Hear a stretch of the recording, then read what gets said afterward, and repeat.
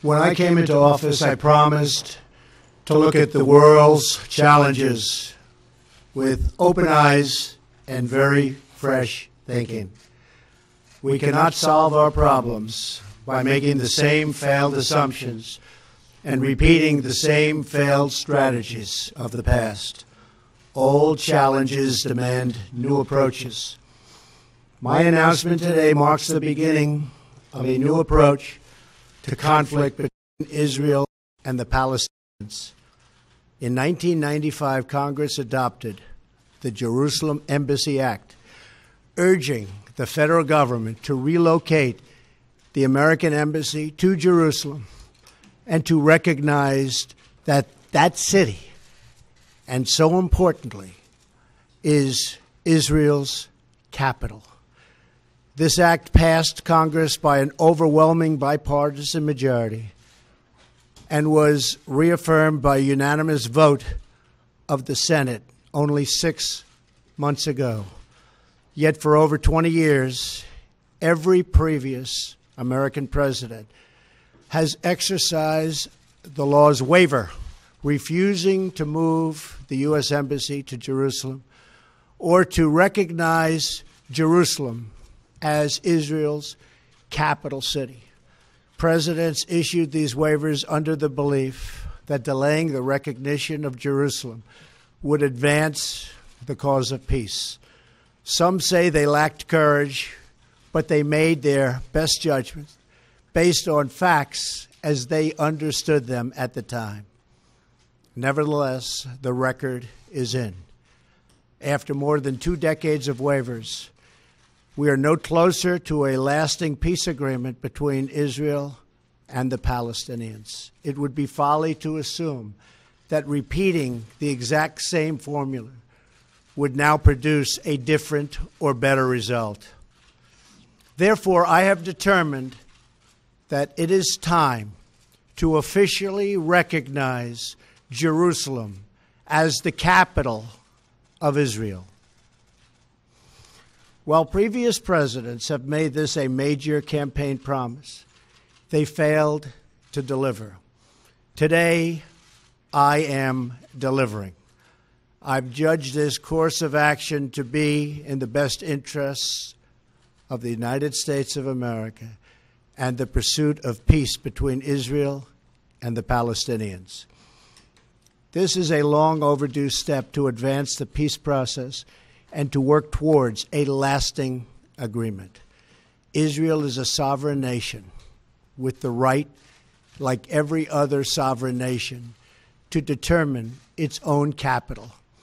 Acknowledging this is a fact is a necessary condition for achieving peace. It was 70 years ago that the United States, under President Truman, recognized the State of Israel.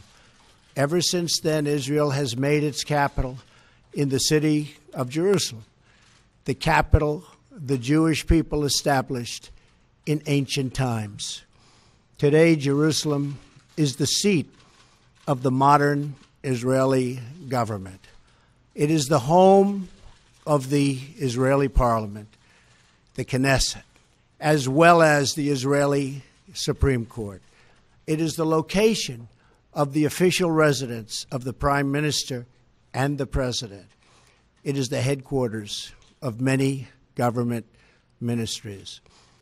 For decades, visiting American presidents, secretaries of state, and military leaders have met their Israeli counterparts in Jerusalem, as I did on my trip to Israel earlier this year. Jerusalem is not just the heart of 3 great religions, but it is now also the heart of one of the most successful democracies in the world. Over the past 7 decades, the Israeli people have built a country where Jews, Muslims, and Christians, and people of all faiths are free to live and worship according to their conscience and according to their beliefs.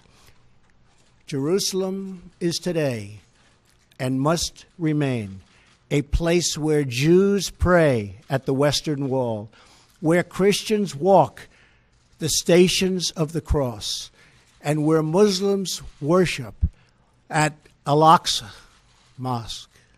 However, through all of these years, presidents representing the United States have declined to officially recognize Jerusalem as Israel's capital. In fact, we have declined to acknowledge any Israeli capital at all. But today we finally acknowledge the obvious, that Jerusalem is Israel's capital.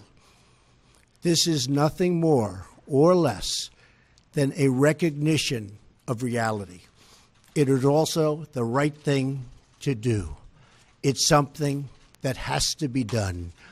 That is why, consistent with the Jerusalem Embassy Act, I am also directing the State Department to begin preparation to move the American Embassy from Tel Aviv to Jerusalem. This will immediately begin the process of hiring architects, engineers, and planners so that a new embassy, when completed, will be a magnificent tribute to peace. In making these announcements, I also want to make one point very clear. This decision is not intended in any way to reflect a departure from our strong commitment to facilitate a lasting peace agreement. We want an agreement that is a great deal for the Israelis and a great deal for the Palestinians. We are not taking a position of any final status issues, including the specific boundaries of the Israeli sovereignty in Jerusalem or the resolution of contested borders. Those questions are up to the parties involved. The United States remains deeply committed to helping facilitate a peace agreement that is acceptable to both sides. I intend to do everything in my power to help forge such an agreement. Without question, Jerusalem is one of the most sensitive issues in those talks. The United States would support a two-state solution if agreed to by both sides. In the meantime, I call on all parties to maintain the status quo at Jerusalem's holy sites, including the Temple Mount, also known as Haram al-Sharif. Above all, our greatest hope is for peace, the universal yearning in every human soul. With today's action, I reaffirm my administration's longstanding commitment to a future of peace and security for the region. There will, of course, be disagreement and dissent regarding this announcement.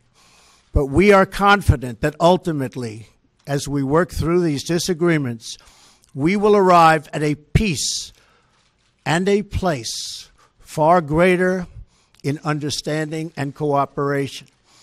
This sacred city should call forth the best in humanity, lifting our sights to what it is possible, not pulling us back and down to the old fights that have become so totally predictable.